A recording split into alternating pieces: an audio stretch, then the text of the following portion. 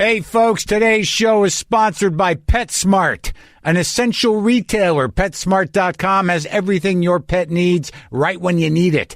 And they're leading the pack with safe and easy ways to shop at more than 1,600 convenient locations with contactless options, including curbside pickup for website or app orders. You can also get same-day delivery powered by DoorDash free through January 31st, 2021. It's the fast, safe, and reliable way to take care of your pets. Visit PetSmart.com for more details. All right, good. Okay, here we go. Lock the gate!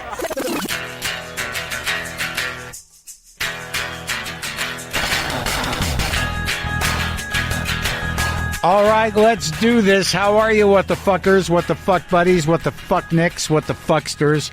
What is happening? How are you doing? How are the kids? How's your mom doing? Everything all right over there? How's your finger?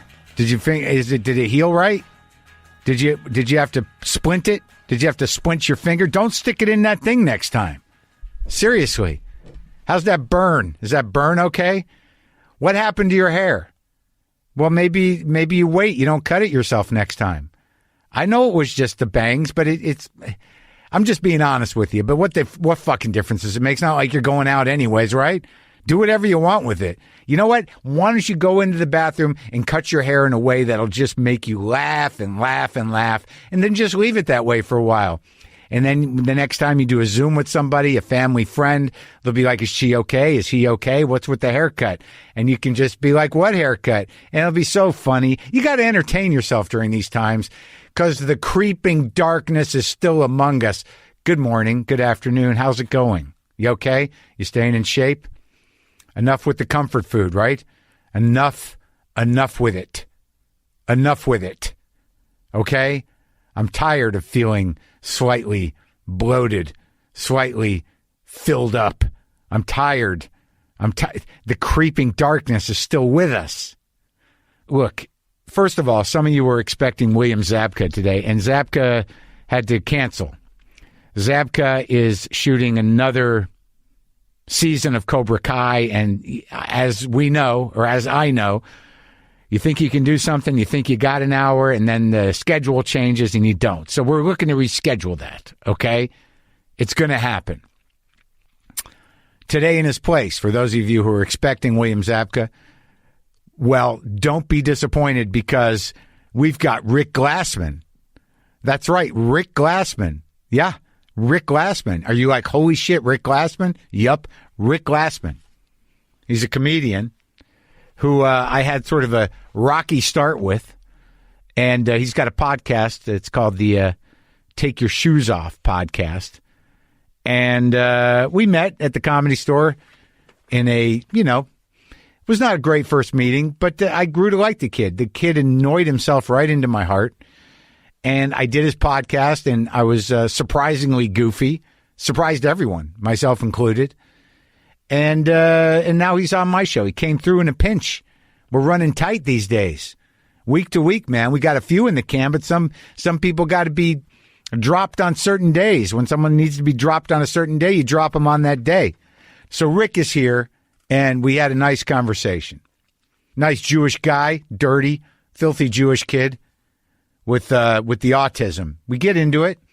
Funny guy. You might know him from Undateable. He's on that show. He's going to be on another thing. And then he does other things here and there. Okay? What are we going to do with the creeping darkness? I can't take it. Is it just because I'm 57? Huh? Is it? Is it just the nature of the age I'm at that I see the creeping darkness? I'm meditating. Does this sound like a voice of someone who's meditating? I am.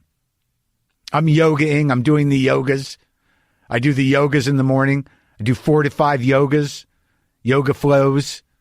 All right, that's been helping. I'm working out, but it's just the walking around the house, the up and down. How am I so busy? How does the day get filled? Well, I'll tell you how. I'm running a fucking restaurant that serves me. Cooking my ass off. My cat Buster, he's the only cat left. The other two are ashes in boxes on a shelf. And Buster's very talkative. We're bonding. A lot of people are pressuring me to get another kitten, but I don't need any more anxiety. I can barely handle the dread of that's the other weird thing is like so much of the dread of the ogre is gone, but then I'm back to regular dread. And this has been such a weird relief to only have very basic existential dread. Like, am I going to get sick and die? Am I going to get sick and get sick? Am I not going to get sick? Can I ever leave the house again? What is life? What do I want to do with the rest of it? Will I be able to go outside for the rest of my life? Will we be able to travel? Will we be able to run if necessary? Do I need a gun? And that's just the happy thoughts. So I focus on the cat, and I hyper-focus on the cat. The cat's a little sneezy, a little sniffly. He does this. And then he stops. Now, there's no other symptoms, but my brain, it's sort of like, does he have a tumor in his nose? Is there a tumor pressing on his sinus passages? Are his lungs collapsing? Could be allergies, I guess. And I Google cat allergies, and I Google cat cold, and I Google, then I'm into some other thing. Cat sinus infection. Does he have discharge? Does he have fluids coming out of his eyes? Is there black gunk in his nose? Is he lethargic? Is he eating? Is he not eating? No, he's a and then it goes every once in a while. Not all the time. Meow, meow. Then he talks. But when I have all this time, all I do is focus on the cat. So needless to say, we've bonded very deeply. And the thing about my cat, it's like Buster's a real character. Like, he has no balls. He's got courage. I'm not saying metaphorically. He literally has no balls. But this cat, you know, God bless him. He's still got a lot of oomph. Got a lot of hech. You know what I mean? And that's not even a word. That's just the Yiddish sound. My cat's full of the ugh, the yicha, the guchem. He's full of the gech. Yeah. Not even words. The chutz. Yeah. My cat is still fucking pillows. My cat will fuck the shit out of a pillow. Got no balls, but he's still got the gumption. There's this new, a nice new blanket, cashmere blanket that I got in a box of swag, and Buster's taken to it, and he'll fuck that blanket, and he'll look right in my face while he's doing it. I'll look at him, and I'm like, "What's up?" And he's like, "What do you mean, what's up? Don't look at me. I'm fucking a blanket." I'm like, "Well, I'm going to look at you." He's like, "Don't you fucking look at me." He's like a little Dennis Hopper in Blue Velvet. He's got a small oxygen mask that he handles with his paw. "Don't fucking look at me." That's how he says it, as translating. He's full of the ugh, that cat. But yeah, so that's where Buster's at. He's got some sort of sneezy business, and he's busy fucking pillows and blankets and talking to me. And he wakes me up 2 or 3 times a night to just to wake me up, apparently. So he's doing okay. Okay? Who wouldn't be doing okay? Fucking blankets. Hey, Rick Glassman is here. And as I said earlier, I've taken a liking to him. He's difficult, but he's charming. He's a comedian. He's got the podcast, Take Your Shoes Off. And you can hear that every Monday if you want. Take Your Shoes Off. It's every Monday where you get podcasts. We're going to talk about it. We're going to talk about the goblins. There's going to be talk about goblin cock. Not gobbling cock, but goblin cock. Hey, look, I'm sorry if it's filthy. All right? I'm just sitting here fucking a pillow. This is me talking to Rick Glassman.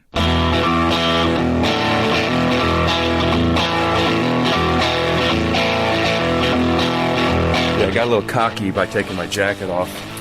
Well, I left the windows open out of respect for your fear. And I guess my own. I mean, it's a mutual fear, no? Yeah, it is, but I mean, I don't. Who the fuck knows? You haven't had somebody in here in a while. So when you're looking, what are you looking at? Your computer monitor? I bring in the laptop because this does nothing. I can't seem to run the GarageBand and the image without it. It just takes too much something. I don't fucking know. You seem to know more about it than me. Yeah, it's always, yeah. But I mean, maybe. You do, like, it seems like on your show you do a lot of video work, a lot of editing, a lot of cartoons. Yeah. Poops, farts, elves. Uh-huh. You know, goblins. Goblins. But, you know, you got to know something to do that, right? Yeah. I added live action animation and a lot of edits because, you know, you need to have something. But do you do that? Do you do the animation yourself? No, you hire that out? Yeah, well, I always wanted to do animation because I just had fun ideas for bits. Yeah. I did a fake animation in an episode, and a guy in England named Tom. Yeah. He made the animation for me. Oh, so you've got fan. I don't know if he's a fan or a partner at this point, because literally every episode Do you pay him? I do pay him. Well, he's working for you on some level. Yeah. But he did it out of the goodness of his heart because he enjoyed your comedy so much. He's still, the rate he's giving me, he must still enjoy it. Right. Because I wouldn't be able to afford what he's doing otherwise. People want to be part of it. So you just, you send the file to him and he just does it? Yeah, so most of the bits are planned out while we're doing the thing. You know, like when you say poops and pisses and shits, I would then send him and say, have the goblin be pooping on Marc and pissing on his lap or something. Right. And in a smart way, though. Yeah. Always smart. And always highbrow pooping and pissing. HBPs. Farting. Yeah, sure. So I tell him how I want it, and depending on where it is in the episode, how gratuitous it could be. Yeah. And then sometimes I find bits after the fact. Yeah. And I send it to him. And it's, removing the fact that it's a lot of, like, fake penises and boobs and immature comedy intentionally. Right. It's a serious conversation that I have with him, and it's a serious conversation about how many poops, veins, farts. how many poops, should it be poop or should it be how many veins snot? on the cock? Yeah. I didn't realize that you were dealing with cocks. There's cocks? There's cocks. Really? Yes, cocks. Is it your cock generally? No, it's just a cock. I do cocks, and cocks with the goblins. Goblin cocks. Sometimes goblin cocks. There is a monster goblin cock. That acts on its own without being connected to a goblin. Correct. It walks on its balls. It's a free range cock. Yes. It doesn't need to be part of anybody else. And my introduction to this with you at the beginning is cocks and poops and pussies and balls, and though that is we didn't talk pussy. We didn't talk. We mentioned last episode. My guest Sona Yusufzian said, "Get out of here." Right. Is an expression. So I snapped and I disappeared, and I made a production out of it. Yeah. She snapped me back, and we showed where I was, and I was inside of a big vagina. So you had the guy in England do the big vagina illustration? Yeah, and then we give notes, could we make the walls move? Could we have some goblin sperm going through? From the big cock? Yeah. Okay. Yeah. Well, I mean, I did your show because you were... did you annoy me into it? I can't remember. How many times did you... Was it a pestering situation? No, I did it. It was a slow play. It was... I asked you once. Oh, you asked me once? Yeah, I asked you once. Right, and then you said, what about it? Well, you shit on me, and then I gave it a year, and I said, hey, will you come do my podcast? Wait. You asked me to do the podcast, I shit on you, and then you wait a year? No. You shit on me first. No, I know. We can do the backstory, because I don't think people know, how we know each other. How do you explain it? Because this is my show and I'm interviewing you, so I'd like to hear your angle. I mean, we might have done this on your podcast, but I think we don't share a lot of listeners. Right. So how did you experience our first interaction? Could I and then what? Could I ask you a question first? You have to go to the bathroom? No. Okay. This is both me wanting to me on your podcast, speaking to an audience, but also you, an interviewer. Right. I'm feeling like not defensive, but I'm feeling like I have sold a very niche, ironic brand of comedy as my introduction as this immature, which is fine because it is definitely part of me. It's all going to work out.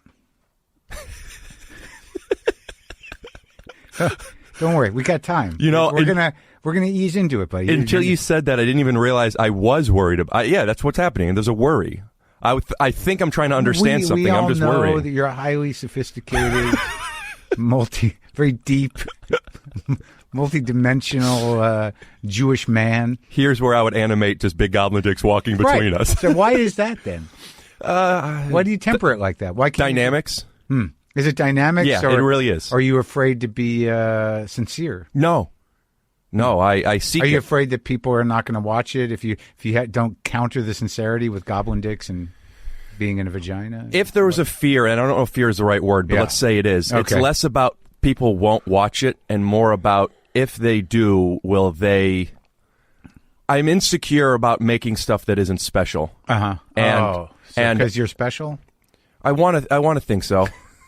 Yeah, I want to think so. I think you're. Yeah, I think you do want to think you are special. Uh-huh. That's not a burn at all. It's you're just validating the truth, which is, we all can be at times, and you just try to find